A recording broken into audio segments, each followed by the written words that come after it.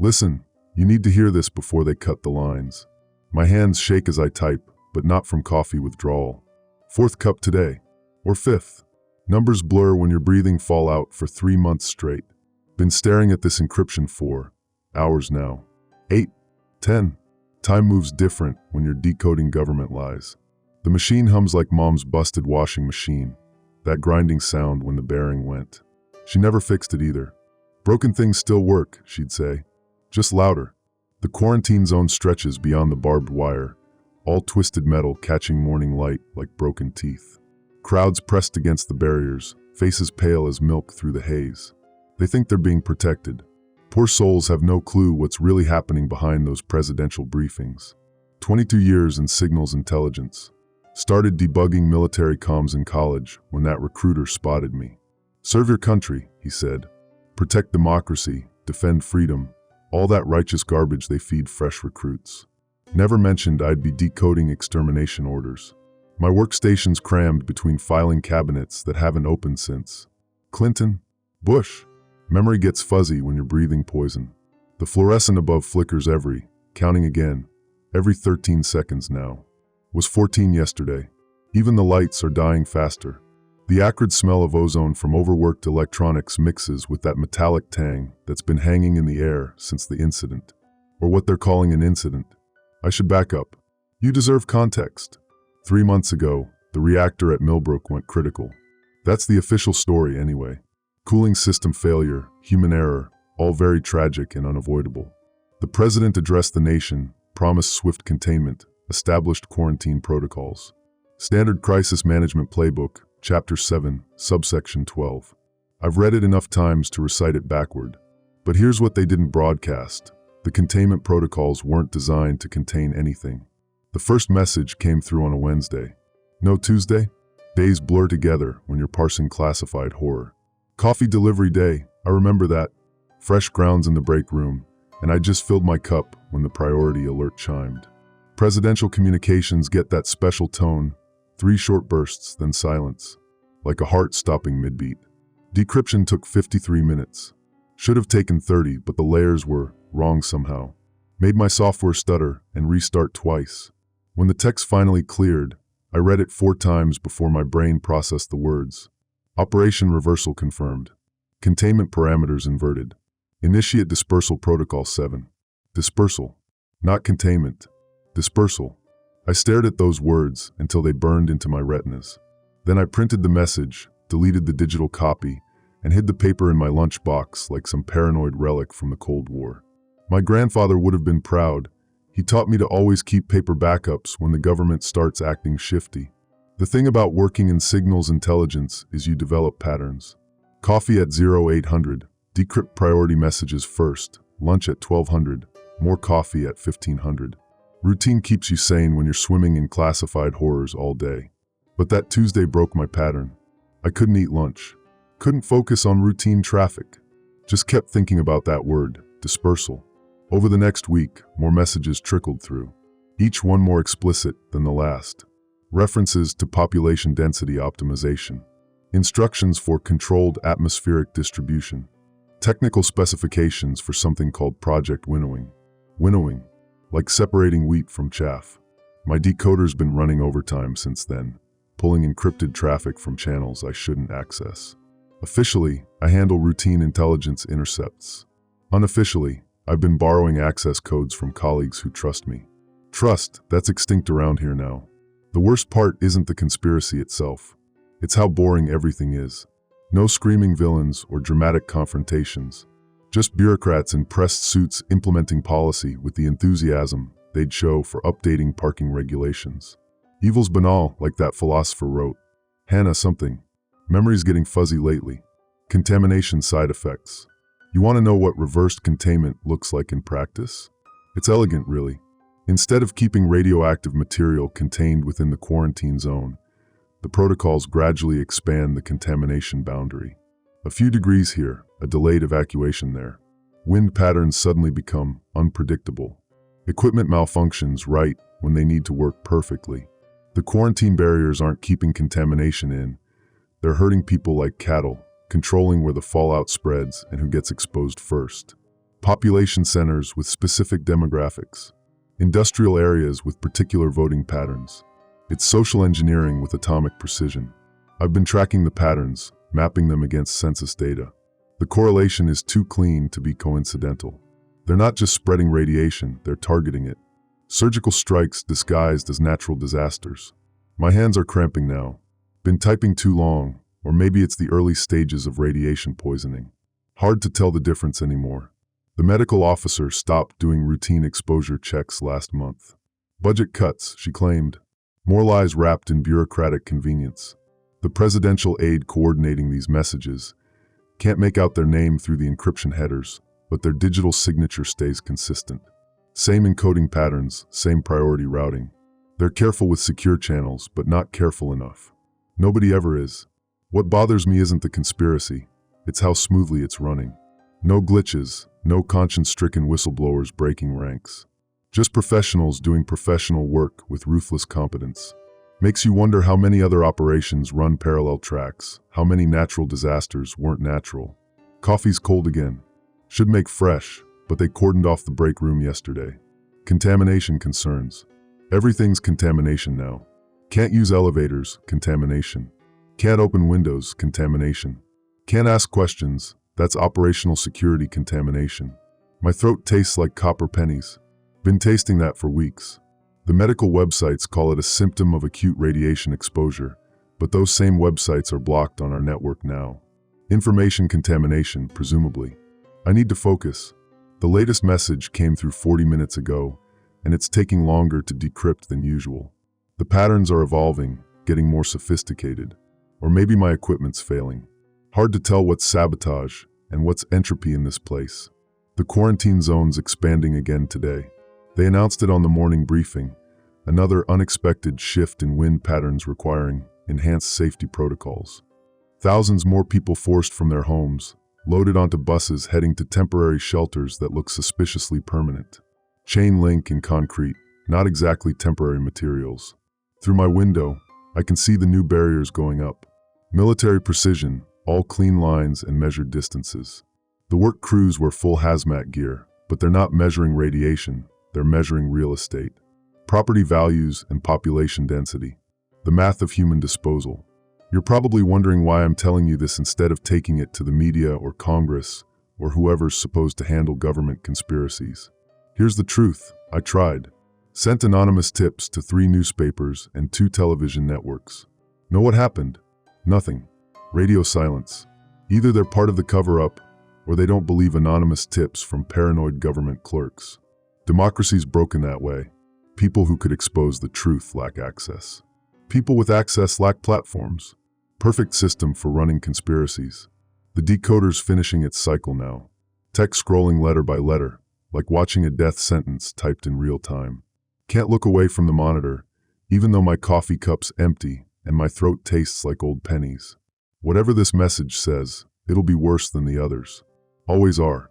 Phase 2 confirmed. Dispersal radius expanded to secondary population centers. Atmospheric conditions optimal for weekend deployment. Weekend deployment. Saturday. 2 days out. Phase 2 could mean anything, but I can guess. More barriers relocated, more people herded into temporary shelters, more contamination spread with surgical precision. The operation's accelerating, and my window's closing fast. My hands steady now, adrenaline burning through exhaustion. Got access to the communications array for maybe 5 more hours before they rotate encryption keys. After that, I'm locked out, another obsolete cog in their perfect machine. 5 hours might be enough. Document everything, copy evidence, find someone who'll listen. Someone like you. The fluorescence flickering faster, 13-second intervals down to 11. Even infrastructure's breaking down, like the whole building knows it's part of something rotten. Grandfather always said buildings remember. They absorb intentions, hold secrets in walls and wiring. This place remembers decades of classified operations, but this one feels heavier. Like the walls are ashamed. Voices in the corridor outside. Casual talk about lunch plans and weekend activities. Normal people living normal lives while I sit here with mass murder documentation in my hard drive. The disconnect almost makes you laugh. Almost. Saturday's coming ready or not. Phase 2 proceeds on schedule, unless I find a way to stop it. The presidential aide, whoever they are, seems confident their operation's bulletproof. Maybe it is. Maybe I'm just one paranoid clerk fighting classified windmills. But if there's even a chance I'm right, if even one life gets saved by exposing this, the decoder's cycling up again. Another message incoming, priority flag flashing red against my dim screen.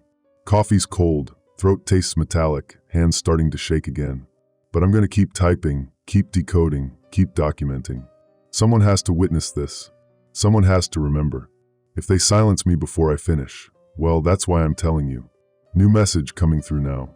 Character by character, pixel by pixel, the next piece of their puzzle spelling itself across my screen. Whatever fresh horror they're planning, I'll decode it and add it to evidence.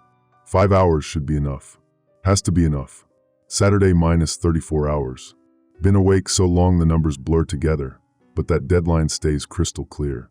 1,400 hours, synchronized deployment across multiple zones. The math's elegant and horrifying. They've turned mass contamination into precision engineering. The latest decrypt confirmed my worst fears. Phase 2 isn't just expanded dispersal, it's coordinated atmospheric distribution timed to weather patterns. Wind speed calculations, pressure differential models, precipitation forecasts. They're weaponizing meteorology. My hands won't stop shaking.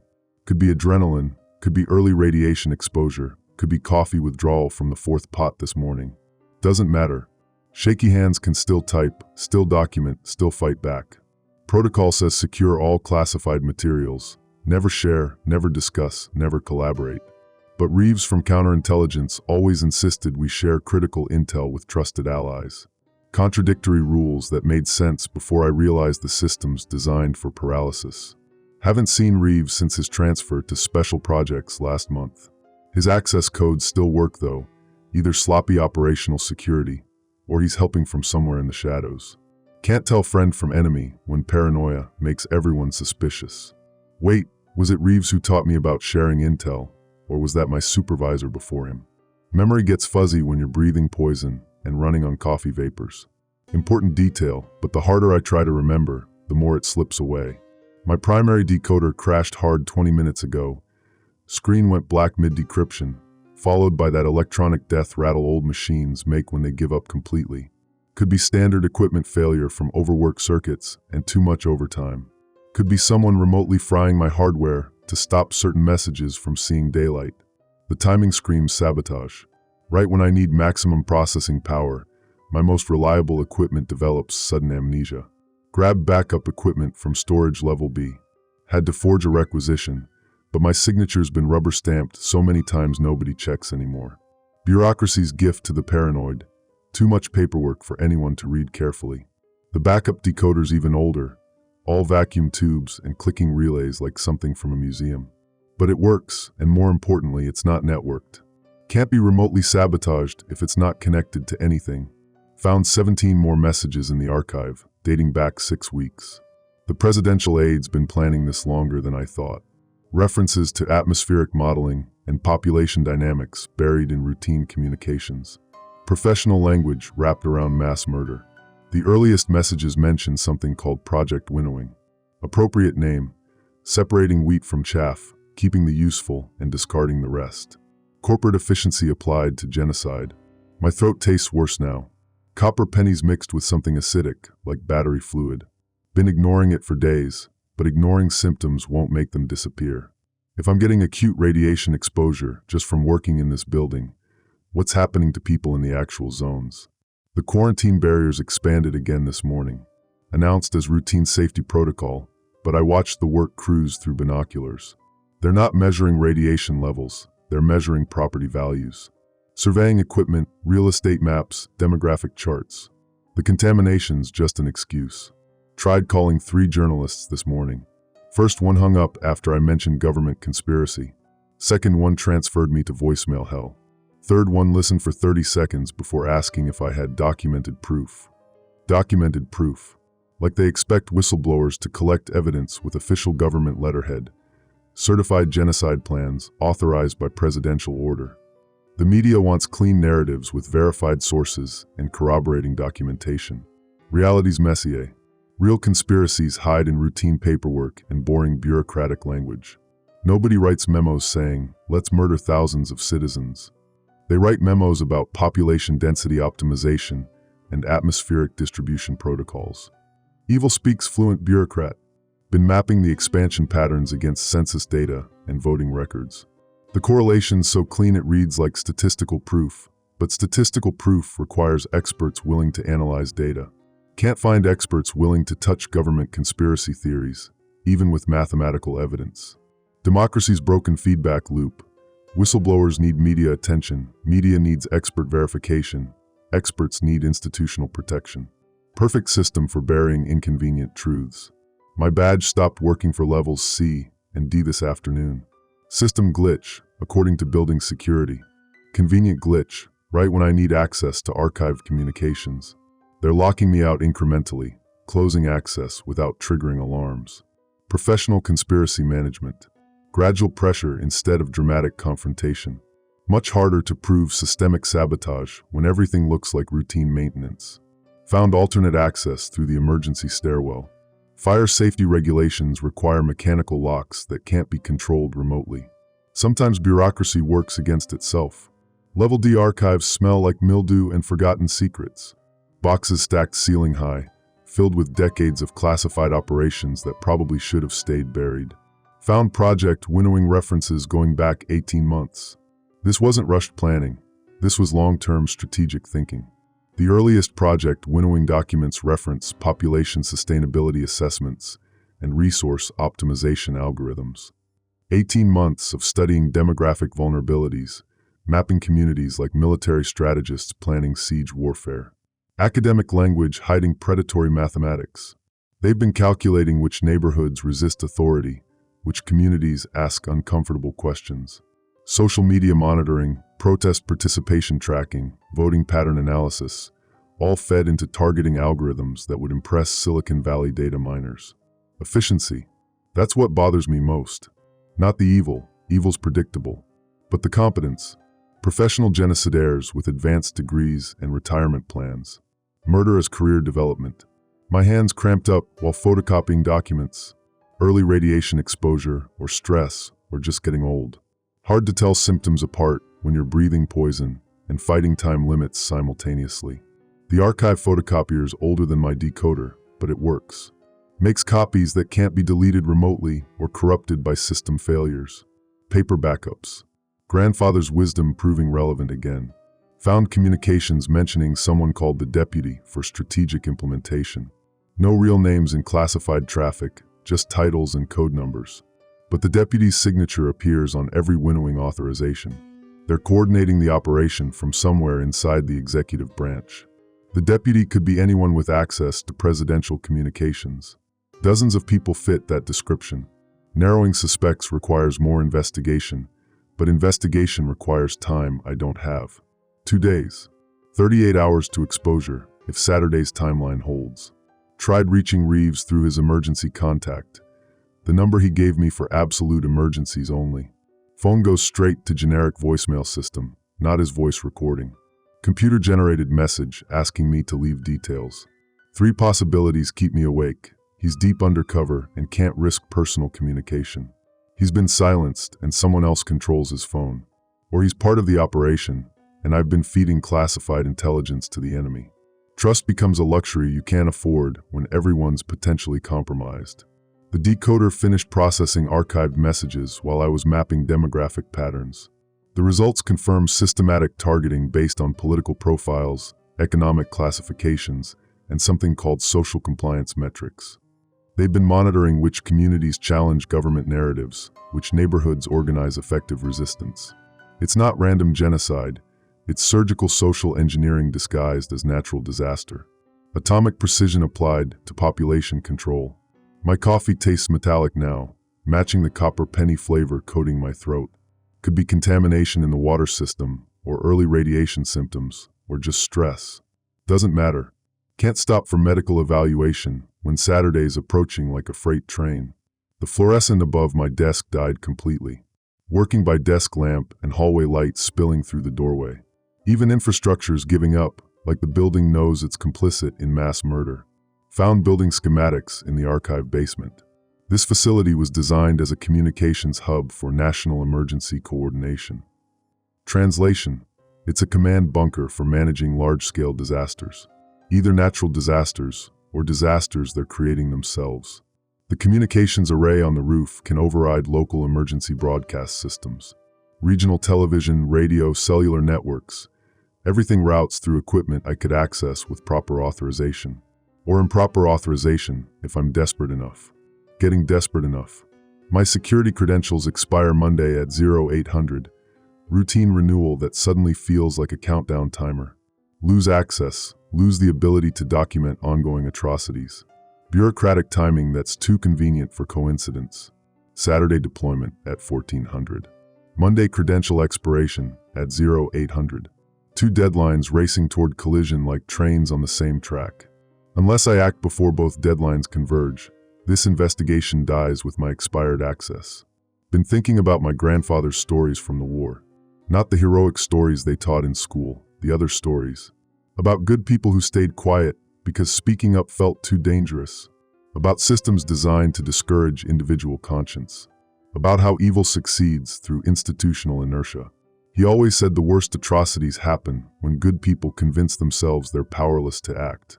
When normal citizens defer to authority figures who've lost their moral compass. Somebody should do something, people say. Never, I should do something. But I'm somebody. These documents are something. Saturday's deadline makes this urgent. Found emergency broadcast equipment in the basement archives.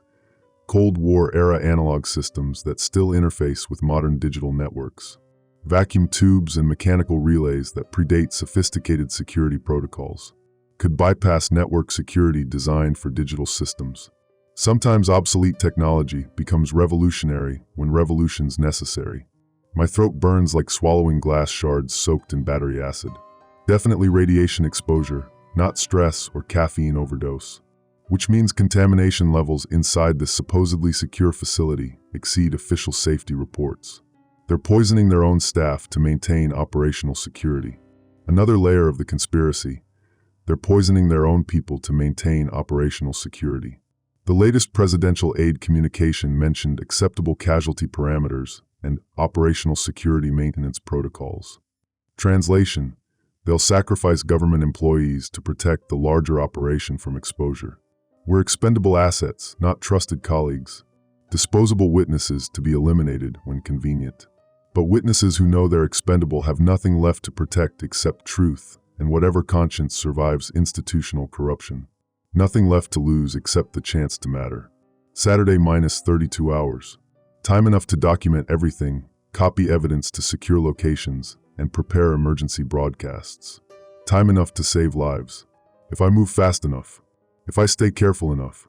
If I prove brave enough when courage matters most. My decoder finished running verification protocols on intercepted traffic while I mapped demographic targeting patterns. Character by character, the next phase spells itself across my screen in brutal mathematical clarity. Phase 3 launches Sunday at 0900. Coordinated atmospheric release across 6 additional zones.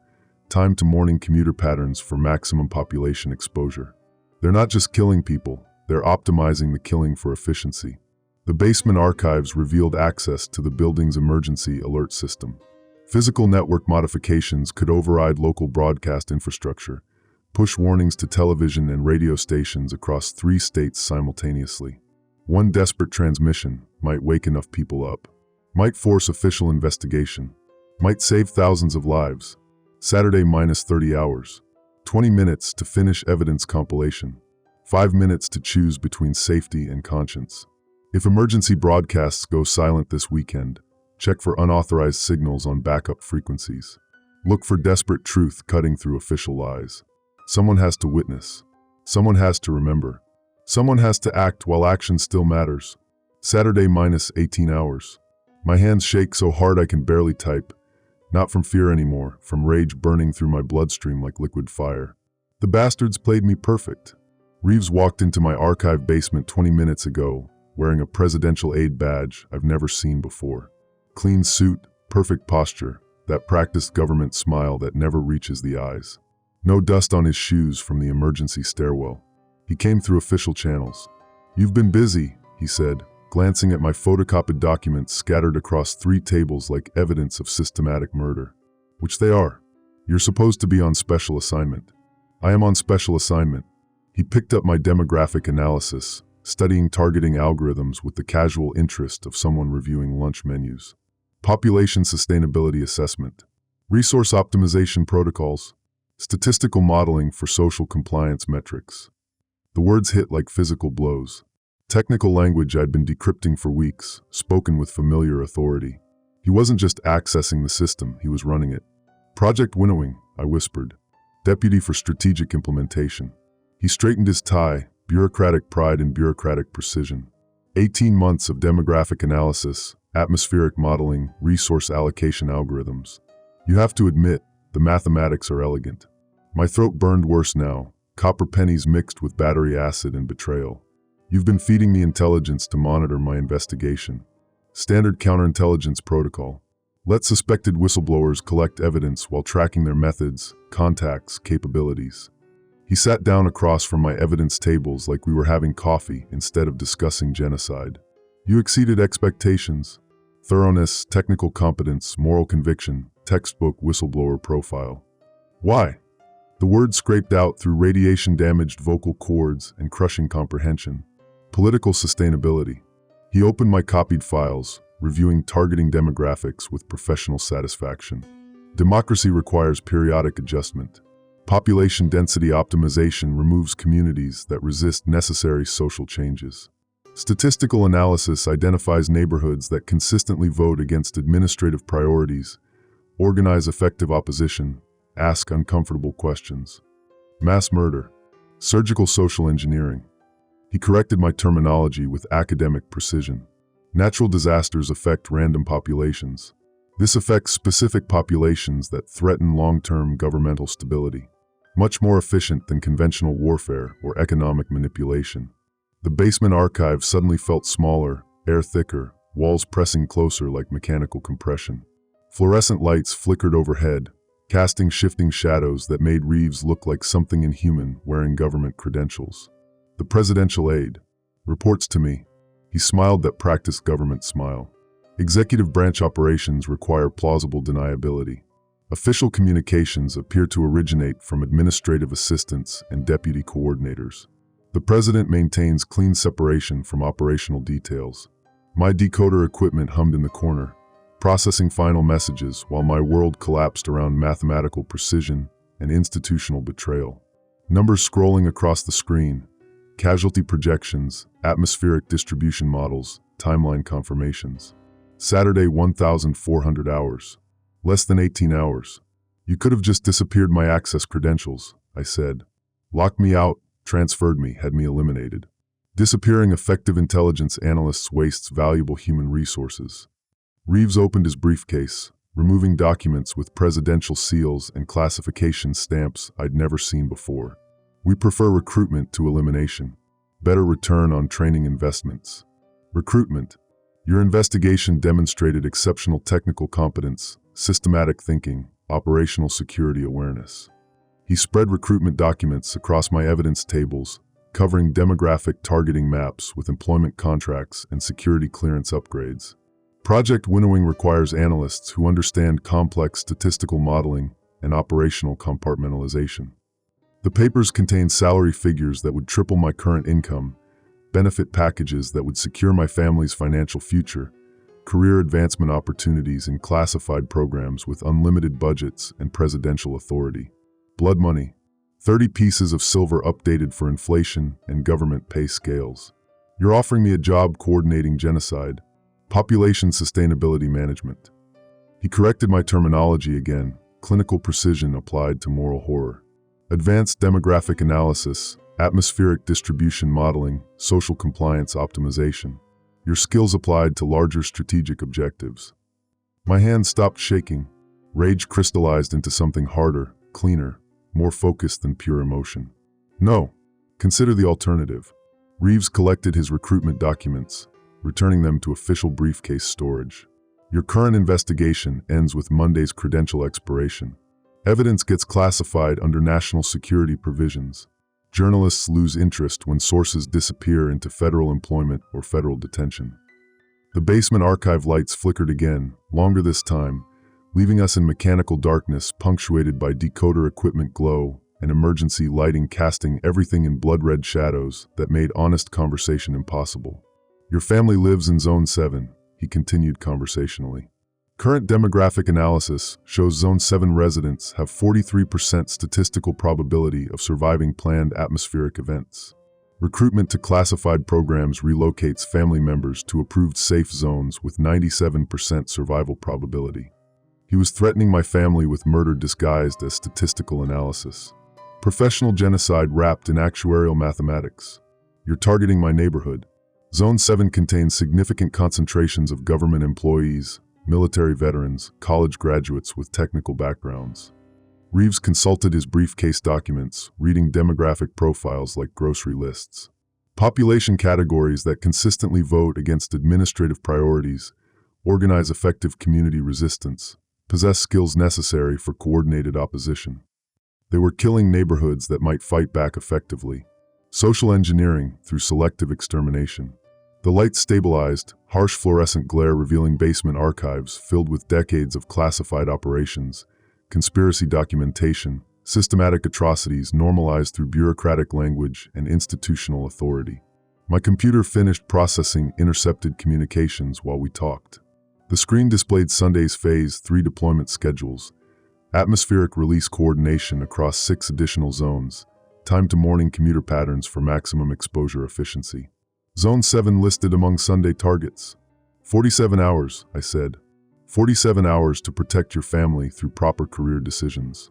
Reeves stood up, straightening his suit jacket and government credentials. Recruitment offers expire at Monday 0800, concurrent with access credential renewal deadlines. He walked toward the emergency stairwell, leaving me alone with evidence tables, decoder equipment, and countdown timers racing toward collision points. At the stairwell door, he stopped and looked back. Your investigation impressed everyone involved, truly exceptional work. But investigation without institutional authority becomes conspiracy theory. Evidence without official credibility becomes paranoid speculation. His voice echoed off concrete walls and metal filing cabinets storing decades of buried secrets. Nobody listens to crazy people ranting about government conspiracies. The door closed behind him with mechanical finality, leaving me in basement archive silence broken only by decoder equipment humming and ventilation systems circulating poisoned air through supposedly secure facilities. 47 hours. Phase 3 targeting my family, my neighbors, everyone I've ever cared about. Mathematical precision applied to personal destruction. But I know about Sunday's deployment schedules. I know demographic targeting algorithms, atmospheric distribution models, casualty projection mathematics. I know which emergency broadcast systems can override local communications infrastructure. Most importantly, I know they need my silence to succeed, which means my voice still matters. My evidence still threatens their timeline. My testimony can still save lives if I'm brave enough when courage matters most. The basement emergency broadcast equipment glows ready in the corner. Cold War analog systems that predate sophisticated security protocols, vacuum tubes and mechanical relays that can bypass network defenses designed for digital threats. Revolution through obsolete technology. My throat tastes like blood now, copper pennies dissolved in battery acid and radioactive determination. Early radiation exposure or stress, or just swallowing too much truth for one conversation. Doesn't matter. Damaged voices can still speak truth. Poisoned throats can still warn people. Saturday minus 17 hours. Time enough to prepare emergency transmissions, coordinate evidence distribution, save thousands of lives across multiple zones. If I move fast enough, if I stay brave enough, if I prove that somebody willing to risk everything can still matter when everything's at stake. The decoder finished final message processing, while my hands found steady purpose. Character by character, Sunday's additional targeting scrolled across the screen in mathematical certainty. Zone 7, Zone 12, Zone 18, Zone 24, Zone 31, Zone 42. 6 zones. Sunday morning. Atmospheric release time to commuter patterns and weather forecasts. They're not just targeting my family, they're targeting everyone like my family. Everyone who asks questions, votes wrong, organizes resistance, thinks independently. Everyone who might fight back if they knew what was coming. But warning systems exist for exactly this purpose. Emergency broadcasts, backup frequencies, analog equipment that can't be remotely sabotaged or digitally censored. Time to find out if obsolete technology and desperate conscience can defeat institutional evil with mathematical precision. Saturday minus 16 hours and 53 minutes. The revolution starts with someone willing to break emergency broadcast protocols for actual emergencies. Someone has to warn them. Someone has to fight back. Someone has to prove that individual courage still matters when systems fail and institutions betray their foundational purpose. My hands don't shake anymore. Rage burned through fear, leaving steady determination and clear tactical thinking. Time to save everyone I can, while saving anyone still matters. Sunday plus 6 hours. 2,000 hours. The transmission window closed 17 minutes ago. I'm writing this on backup paper because the decoder equipment died during the broadcast. Probably electromagnetic feedback from emergency transmitters pushing analog signals through networks designed for digital precision. The basement archive smells like burned vacuum tubes and ozone, electrical components sacrificed for one desperate transmission that might have saved lives. Might have. Can't know for certain. Emergency broadcast systems reach different populations than regular media, analog frequencies that penetrate areas where digital networks get jammed or monitored. Cold War technology designed to survive nuclear warfare, repurposed to warn people about their own government's nuclear warfare. The irony tastes metallic, like blood mixed with victory and uncertainty. My throat doesn't hurt anymore. Radiation exposure reached some threshold where nerve endings stop reporting damage, or maybe adrenaline finally overwhelmed pain receptors. Doesn't matter. Voice lasted long enough to matter. Damaged vocal cords delivered warnings across 6 zones. Demographic targeting algorithms exposed through emergency frequencies that bypass normal censorship protocols. This is emergency broadcast override. Classified intelligence indicates planned atmospheric contamination events targeting specific residential zones beginning Sunday morning, 1,400 hours. Evacuate immediately. Zone 7, Zone 12, Zone 18, Zone 24, Zone 31, Zone 42. Government-directed population targeting. This is not a test. Evacuate now. Repeated the message every 4 minutes for 3 hours straight until my voice gave out entirely. Whispered the final broadcast because speaking normally became impossible, words scraping through damaged tissue like broken glass through raw meat. But whispers carry truth just as effectively as shouts when the truth is urgent enough. The emergency stairwell door opened twice during transmission. Federal agents probably trying to locate unauthorized broadcasts. I heard footsteps echoing down concrete stairs, official voices coordinating search patterns, radio static from their communications equipment interfering with my analog transmissions. They never found the basement archives. 70 years of institutional security through obscurity, bureaucratic mazes designed to hide evidence from congressional oversight committees, inadvertently protecting evidence from federal suppression teams. Sometimes paranoid government architecture serves unintended purposes. My computer monitor went dark halfway through the broadcast, screen flickering once before dying completely. Either equipment failure or remote network termination. They'd traced my access credentials back to physical location despite my security protocols. Monday's credential expiration became Sunday afternoon emergency cutoff. Didn't matter. I'd already copied everything onto analog storage systems, magnetic tape drives, paper printouts, photographic documentation. Low-tech evidence preservation using technology that predates sophisticated surveillance networks. Revolution through obsolete methodology. The last thing my screen displayed before going dark, updated casualty projections. Sunday's Phase 3 deployment showed statistical success rates dropping from 97% expected casualties to 34%. Emergency evacuations, traffic pattern disruptions, population dispersal reducing atmospheric concentration effectiveness. The attack still happened. At 1,400 hours exactly, atmospheric release across all 6 zones, invisible death dispersed through morning air that should have been clean. But most people weren't there to breathe it. Somebody listened.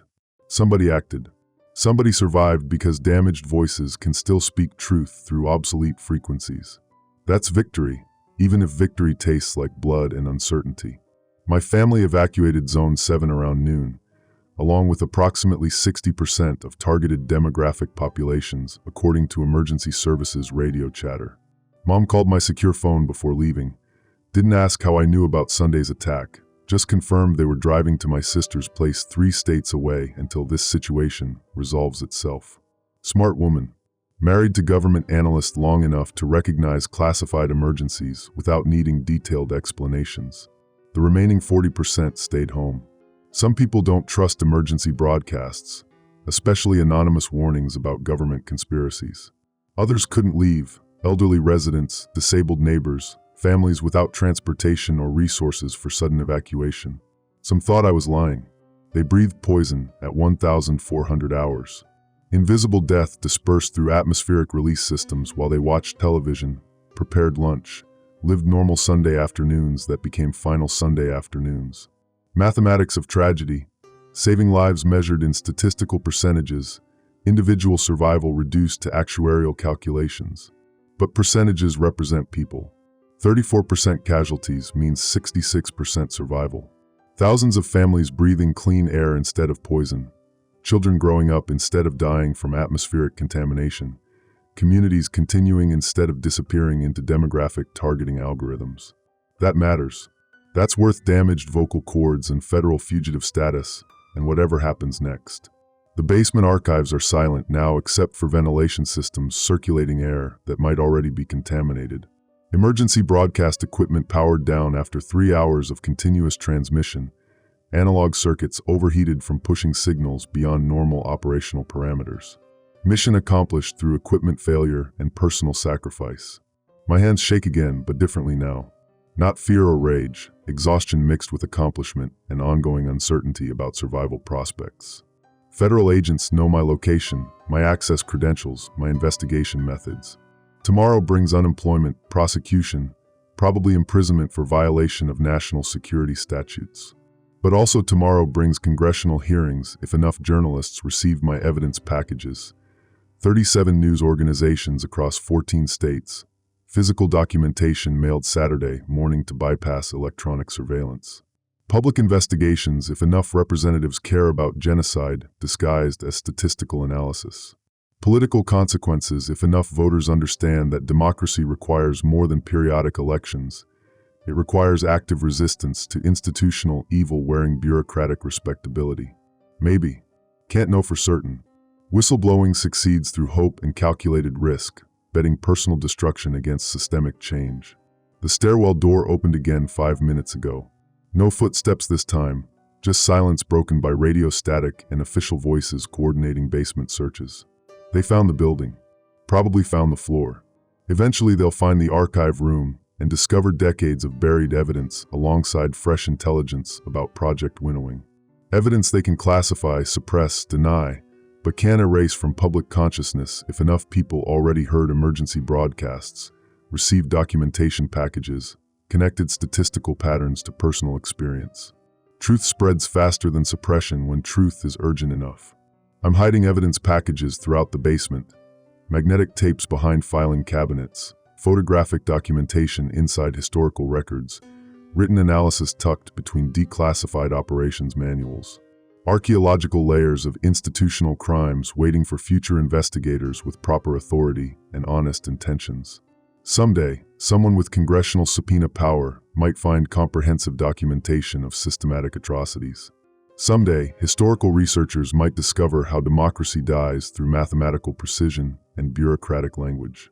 But today, thousands of people breathe clean air because damaged voices spoke truth through obsolete frequencies. That's enough. That has to be enough. The footsteps are getting closer. Official shoes on concrete stairs, coordinated search patterns closing systematic gaps. Federal agents with arrest warrants and classification stamps. Institutional authority against individual conscience. David versus Goliath updated for information warfare and government conspiracies. My throat tastes like victory mixed with blood. Metallic satisfaction coating damaged tissue. Proof that personal sacrifice can achieve meaningful results when courage operates at the right moment with adequate preparation. The revolution succeeded, even if the revolutionary doesn't survive to see long-term consequences. Sunday plus 8 hours. 2,000 hours. Phase 3 deployment achieved 34% statistical success despite emergency evacuations. Thousands dead, but thousands more breathing clean air because damaged voices spoke truth through obsolete frequencies. Mission accomplished. The stairwell door is opening. Radio voices coordinating final approach. Official footsteps echoing through basement corridors designed for institutional secrecy. Time to face consequences for speaking truth to power when power prefers comfortable lies. But first, one final message for whoever finds this documentation. Future investigators, congressional committees, historical researchers trying to understand how democracy almost died through statistical analysis. The decoder equipment is dead. The computer monitor is dark. Emergency broadcast systems are powered down. But analog evidence survives digital suppression. Paper documentation outlasts electronic censorship. Truth preserved through obsolete technology and desperate preparation. Someone has to remember. Someone has to learn. Someone has to ensure this never happens again. The voices are right outside now. Official authority about to collide with individual conscience. I'm not afraid anymore. Fear burned away during 3 hours of emergency broadcasts, replaced by satisfaction that damaged voices can still save lives when courage operates through appropriate channels. The door is opening. Truth survives suppression when enough people hear warnings before warnings become unnecessary. That's revolution enough for one damaged throat and one basement archive and one desperate transmission through frequencies designed for actual emergencies. Sometimes individual courage still matters when systems fail completely. Someone had to try. Someone had to fight back. Someone had to prove that obsolete technology and honest conscience can defeat institutional evil with mathematical precision. Mission accomplished. The revolution begins with emergency broadcasts and ends with evidence packages hidden throughout basement archives waiting for future discovery. Truth delayed but not denied. Victory measured in statistical survival rates and families breathing clean air and democracy preserved through individual sacrifice. That's enough. That has to be enough. End of transmission.